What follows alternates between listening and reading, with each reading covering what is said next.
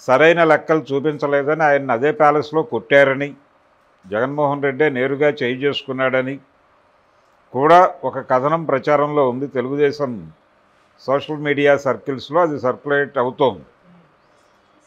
దీంతో పాటు ఆయనకి వ్యసనాలు ఉన్నాయని, అందుకోసమే బెంగళూరు వెళ్ళాడని కూడా కొంతమంది వ్యాఖ్యానాలు చేసేస్తున్నారు. వివరాల్లోకి వెళ్ళట్లే ఎవరు. ఎందుకు వివరాల్లోకి వెళ్ళట్లేదు అంటే, ఇన్ డీటెయిల్ చెప్తే, అంటే జనరల్గానే జగన్మోహన్ రెడ్డి మీద ఒక ఆరోపణ వాళ్ళు రిపీటెడ్గా చేయటం మాత్రమే కాదు, వాళ్ళు జగన్ని రెడిక్యూల్ చేస్తూ పెట్టిన వీడియోల్లో కూడా అది ప్రస్తావించారు ఎక్కువ ప్రముఖంగా. అవును. ఏమిటది, ఆయన పబ్జీ ఆడతాడు అని. దాన్ని మించిన వ్యసనాలు ఏవో ఉన్నాయి, అందుకని బెంగళూరు వెళ్తున్నాడని చెప్పి ఓపెన్ డిబేట్స్లో మాట్లాడేస్తున్నారు. అవి ఏమిటి అనేది వివరాలు చెప్పట్లేదు. వివరాలు చెప్తే వాళ్ళు కోర్టులో కేసు వేస్తారేమో, డిఫమేషన్ దావా వేస్తారేమో అని భయం వీళ్ళకి. ఇలా ఆయన బెంగళూరు వెళ్ళటం వెనకాల ఒకటేమో కార్యకర్తలకి భయపడి, జనాలకి భయపడి పారిపోతున్నాడని, రెండోదేమో కేసులకి భయపడి, అరెస్టులకి భయపడి పారిపోతున్నాడని. ఆయన బెంగళూరు వెళ్ళటానికి ముందు నిన్న విజయవాడ పాస్పోర్ట్ ఆఫీస్కి వెళ్ళి రెన్యువల్ చేసుకున్నారు.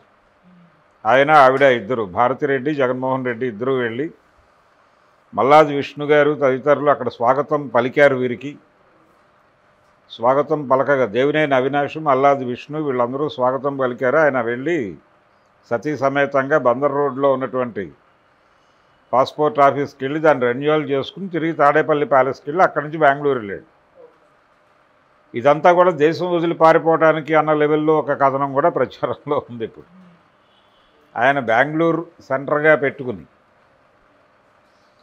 అక్కడ నుంచి ఆపరేషన్స్ మొదలు పెడతాడు. అంటే ఒకటి, కేసులు వస్తే పారిపోవడానికి కన్వీనియంట్గా ఉంటుందని అక్కడికి షిఫ్ట్ అయ్యాడు అనేది ఒకటి. ఆ మధ్య పులివెందుల్లో కూడా విపరీతంగా కార్యకర్తల నుంచి ఆయన మీద నిరసన వ్యక్తమైంది. ఆయన ఆఫీసులోనే ఆయన ఓడిపోయిన తర్వాత పులివెందులు వెళ్ళాడు. వెళ్ళిన సందర్భంగా పార్టీ కార్యాలయంలో ఆయన కూర్చున్నప్పుడు కార్యకర్తలు తీవ్రంగా నీ వల్లనే పార్టీ ఇలా అయిపోయింది అని చెప్పి ఆయన్ని దూషించారనేటువంటి ఒక కథనం సర్క్యులేషన్లో ఉంది. కాబట్టి జగన్మోహన్ రెడ్డి గారి మీద ఇంత వ్యతిరేకత సొంత పార్టీలో ఉంది, జనంలో ఉంది. ఎవరిని కదిలించినా నీదే తప్పు నీదే తప్పు అని రిపీటెడ్గా చెప్తున్నారు. కాబట్టి దాన్ని తట్టుకోలేక వెళ్ళిపోతున్నాడు అనేది ఒకటి. రెండోది, ఇక్కడ ప్రధాన ప్రతిపక్ష హోదా దక్కితే కొన్ని ప్రోటోకాల్స్ ఉండేవి, అది వచ్చే పరిస్థితి కనిపించడం లేదు. కాబట్టి ఆయన ఇంక అసెంబ్లీకి వస్తాడో రాడో, నిజానికి అసెంబ్లీకి రావడానికి మొదటి నుంచి మాట్లాడుతున్నారు. మధ్యలో ఆయన 2-3 సార్లు అసెంబ్లీలో కనిపించి మెరిశాడు. రఘురామకృష్ణరాజు గారు అడిగాడు అసెంబ్లీకి వస్తే బాగుంటుంది కదా అని. ఎందుకు రాను, వస్తానని చెప్పానని జగన్మోహన్ రెడ్డి గారు చెప్పారని ఆయనే చెప్పాడు. ఇదొక స్టోరీ. ఇలా రకరకాల వ్యాఖ్యానాలు ఆయన బెంగళూరు వెళ్ళటం వెనకాల. కేసులకి భయపడి పారిపోతున్నాడని, ఆయన ప్రోటోకాల్స్ ఏమీ లేవు, నెమ్మదిగా ఆయన్ని, అంటే హోమ్ మినిస్టర్ గారు చాలా కేటగారికల్గా ఓ మాట పిలుస్తోంది ఆయన. పులివెందుల ఎమ్మెల్యే గారు అని సంబోధిస్తోంది ఆవిడ. మాజీ ముఖ్యమంత్రి అంటల్లా, ప్రధాన ప్రతిపక్ష నేత అని కూడా అంటల్లా. ఓకే. సో ఈ రకమైనటువంటి అవమానాలన్నీ ఎదుర్కోవాలి. ఎందుకు వచ్చిన గొడవ, వెళ్ళిపోయి భవిష్యత్తు ఏమిటి అనేది అక్కడి నుంచి వ్యూహరచన చేయాలనేది ఒక కార్యక్రమం, లెక్కలు చూసుకోవాలనేది ఒక కార్యక్రమం, వ్యసనాలు ఉన్నాయని ఒక కార్యక్రమం. ఇలా 100 వ్యాఖ్యానాలు. అంటే జగన్మోహన్ రెడ్డి బెంగళూరు అనే టాపిక్ మీద మీరు కనుక గూగుల్లోకి వెడితే ఇలాంటివి 100 కనిపిస్తాయి రీజన్స్. నిజానికి ఆయన వ్యాపారం ప్రారంభించింది అక్కడి నుంచి. ఆయనకి అక్కడ లింక్స్ ఉన్నాయి, వ్యాపారాలు ఉన్నాయి. అవి సెటరైట్ చేసుకోవడానికి కావచ్చు. ఇతర వ్యవహారాలు అంటే ఆయన పార్టీ వ్యవహారాలు, పర్సనల్ వ్యవహారాలు. ఇప్పుడు పార్టీకి సంబంధించిన నిర్మాణం లేదు ఇక్కడ అనేటువంటి ఒక విమర్శ ఉంది. నిర్మాణం లేదు అంటున్నారు కానీ నిజానికి జిల్లా పార్టీలు ఉన్నాయి, జిల్లా పార్టీ కార్యాలయాలు ఉన్నాయి. ఆల్రెడీ అందరూ ఆ యాక్టివిటీలో ఉన్నారు. ప్రతి ఒక్కరూ, ఇప్పుడు విడుదల రజనీ గారు కూడా యాక్టివిటీలోకి వచ్చింది. ఆవిడ మొన్న బయటకు వచ్చి నెమ్మదిగా ప్రజలతో కలుస్తున్నారు. దీంతో పాటు చాలా స్పష్టంగా ఒక విషయం చెప్పాలి ఇక్కడ. అంటే జగన్మోహన్ రెడ్డిని ప్రజలు నిజంగానే తిరస్కరించారా వీళ్ళు చెప్తున్నట్టుగా? తిరస్కరించారంటే తిరస్కరించినట్టుగా కనిపించటం లేదు పరిస్థితి. తిరస్కరించినట్టుగా ఎందుకు కనిపించటం లేదు అంటే ఆయనకి 40% ఓటు బ్యాంక్ సెక్యూర్ అయి ఉండటం ఒకటే కాదు, దాంతోపాటు ఈ ఈవీఎం ట్యాంపరింగు తదితర వ్యవహారాల్లో కూడా కొంత అథెంటిక్ సమాచారాలే వస్తున్నాయి. అంటే మేనేజ్మెంట్ జరిగింది, మిషన్ మేనేజ్మెంట్ జరిగింది, కొంత యాంత్రిక విజయం కూడా తోడ్పడింది దీనిలో.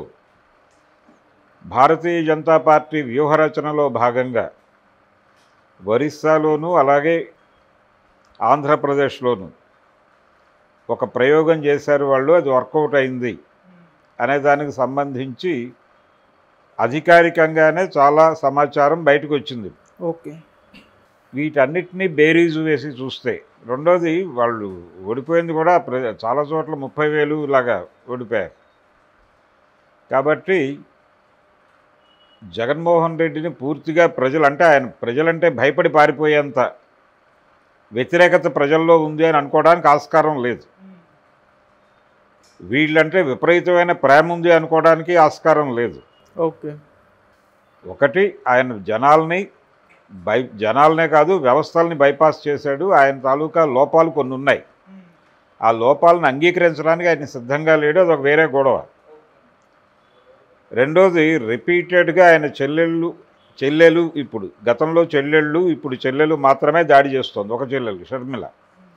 సునీతారెడ్డి గారు ఏమైపోయారో తెలియదు.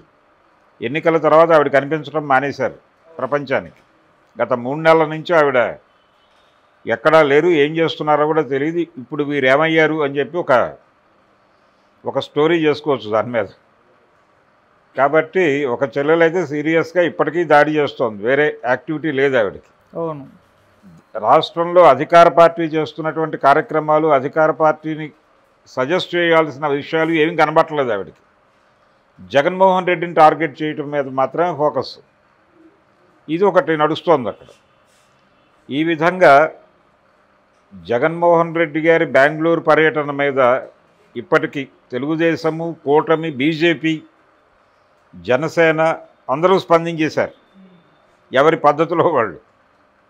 ఎవరు మాట్లాడినా ఇదే గొడవ. ఏది ఒకటి లెక్కలు చూసుకోవడానికని, లెక్కలు అనేది ప్రధానం. లెక్కలు చూసుకోవడానికి వెళ్ళాడు, ఓడిపోయాడు కాబట్టి ఇచ్చిన డబ్బులన్నీ ప్రాపర్గా ఖర్చు పెట్టారా అనేది చూసుకోవడానికి వెళ్ళిపోయాడు, కొడతాడు 2-3 అనేది కొంతమంది మాట్లాడేస్తున్నారు.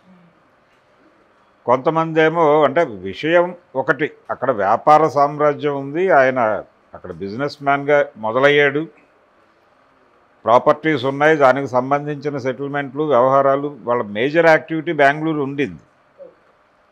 సో అవన్నీ సెటిల్ చేసుకోవడానికి వెళ్ళుంటాడు. వెళ్ళితే అంటే ఏదైనా ఈవెంట్ ఉంటే వచ్చేస్తాడు కదా వెంటనే, 2 నిమిషాల పని వాళ్ళకి. ఇక్కడ ఏదన్నా హ్యాపెనింగ్ ఉంటే, లేదు అసెంబ్లీలో తను మాట్లాడాల్సిన సందర్భం ఉంటే బెంగళూరు నుంచి అమరావతి రావడం పెద్ద ప్రాబ్లం ఏం కాదు కదా జగన్మోహన్ రెడ్డి స్థాయి మనిషికి. రెండోది, ఆయన్ని ఒకవేళ అరెస్ట్ చేయదలుచుకుంటే బెంగళూరు వెళ్ళి అరెస్ట్ చేయడం పెద్ద ఇష్యూ ఏం కాదు.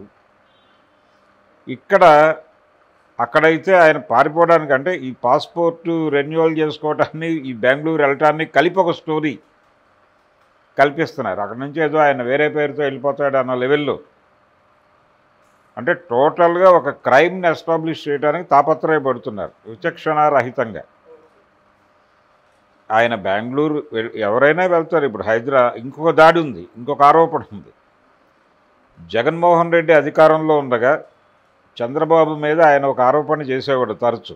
అదేమిటంటే, నేను ఇక్కడ ఇల్లు కట్టుకుని ఉంటున్నాను రాజధాని పరివాహక ప్రాంతంలో, చంద్రబాబు నాయుడు ఇక్కడ అద్దెంట్లో ఉన్నాడు. లింగమనేని వారి గెస్ట్ హౌస్లో కదా చంద్రబాబు నాయుడు ఉంది. మధ్యలో ఆయన హైదరాబాద్ వెళ్ళిపోతాడు. అంటే చంద్రబాబు నాయుడుకి సంబంధించినటువంటి ప్రధానమైన వ్యాపార లావాదేవీలన్నీ ఇక్కడే ఉన్నాయి, హైదరాబాద్లో ఉన్నాయి. హెరిటేజ్ అనేటువంటి సంస్థకు సంబంధించిన కేంద్ర కార్యాలయం కూడా జూబ్లీ చెక్ పోస్ట్ దగ్గర ఉంది. Okay. Hyderabad Jubilee check post దగ్గర ఉంది. అమరావతిలో కట్టుకోలే ఆయన. అమరావతిలో కార్యాలయాలు పెట్టాలి, అది పెట్టాలి, ఇది పెట్టాలంటూ నీ కార్యాలయం తీసుకొచ్చి జూబ్లీ హిల్స్ చెక్ పోస్ట్ దగ్గర పెట్టడం ఏంటి? అక్కడ కదా పెట్టుకోవాలి అమరావతిలో. కానీ ఇక్కడే కట్టుకున్నారు వాళ్ళు. ఇక్కడ ఇలా ఆయన వ్యాపారం ఇక్కడ ఉంది, ఆయన వ్యాపార కార్యాలయం ఇక్కడ ఉంది, కార్యక్రమం ఇక్కడ ఉంది. ఆయన తరచూ హైదరాబాద్ వచ్చి వెళ్ళేవాడు. దీని మీద జగన్మోహన్ రెడ్డి మాట్లాడేవాడు, అసెంబ్లీలో మాట్లాడేవాడు, బయట మాట్లాడేవాడు.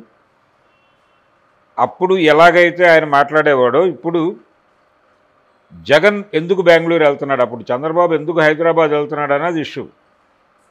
ఇప్పుడు చంద్రబాబు ఎందుకు హైదరాబాద్ వెళ్తున్నాడు అనేది అప్పుడు ఇష్యూ అయితే, ఇప్పుడు జగన్మోహన్ రెడ్డి ఎందుకు బెంగళూరు వెళ్తున్నాడు అనేది ఇష్యూ. దీన్ని కూడా నువ్వు అప్పుడు ఎందుకు చంద్రబాబుని పదే పదే విమర్శించావు, ఇప్పుడు నువ్వు చేస్తోంది ఏమిటి అని కొంతమంది తెలుగుదేశం నాయకులు మాట్లాడుతున్నారు. కాబట్టి ఆయన బెంగళూరు వెళ్ళటం అనేది పెద్ద వింతైన విచిత్రమైన విషయం కాదు, అది ఇక్కడే ఉంది. అంతా కలిపి ఆయన బెంగళూరులో బయలుదేరితే గంటలో అక్కడ అసెంబ్లీలో కానీ ఇంకెక్కడైనా కానీ ఉండగలడు. ఇది పారిపోవటానికి, రకరకాల వ్యాఖ్యానాలు చేసుకోవడానికి ఒక అవకాశం కల్పిస్తున్నాడు అంతే ఆయన. సో ఆ మేరకు ఎవరి ఆనందం, ఎవరి తృప్తి వారు పొందేయచ్చు. దానికి అవకాశం కల్పించినందుకు ఏదో టైంలో జగన్మోహన్ రెడ్డికి థ్యాంక్స్ చెప్పుకోవాలి.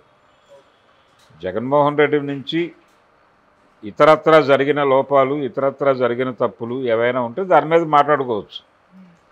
బెంగళూరు ఎందుకు వెళ్ళాడు, లేకపోతే ఆయన వ్యసనాలు, ఇవన్నీ ఇష్యూసా? దీని మీద చాలా ఓపెన్గా శాటిలైట్ ఛానల్స్లోనే కూర్చుని మాట్లాడేస్తున్నారు వ్యసనాలు ఉన్నాయి ఆయనకి. ఎలా అర్థం చేసుకోవాలి వీళ్ళ పరిస్థితిని?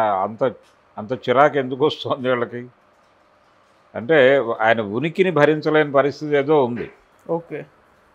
ఆయన ఉనికిని భరించలేక, అంటే ఆ పార్టీ కాంగ్రెస్లో మెర్జ్ అయిపోయినా పర్వాలేదు, వీళ్ళకి మెర్జ్ అయిపోయి ఆయన విలీనం అయిపోయినా పర్వాలేదు, ఆనందమే.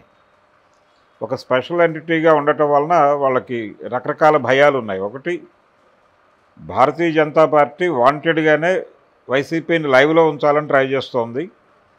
ఒకటి, లోకల్గా కాంగ్రెస్ పార్టీ లేవకుండా చేయటానికి, రెండోది చంద్రబాబు నాయుడు నోరెత్తకుండా చేయటానికి. ఈ రెండు పనులు చేయటానికి జగన్మోహన్ రెడ్డిని లైవ్లో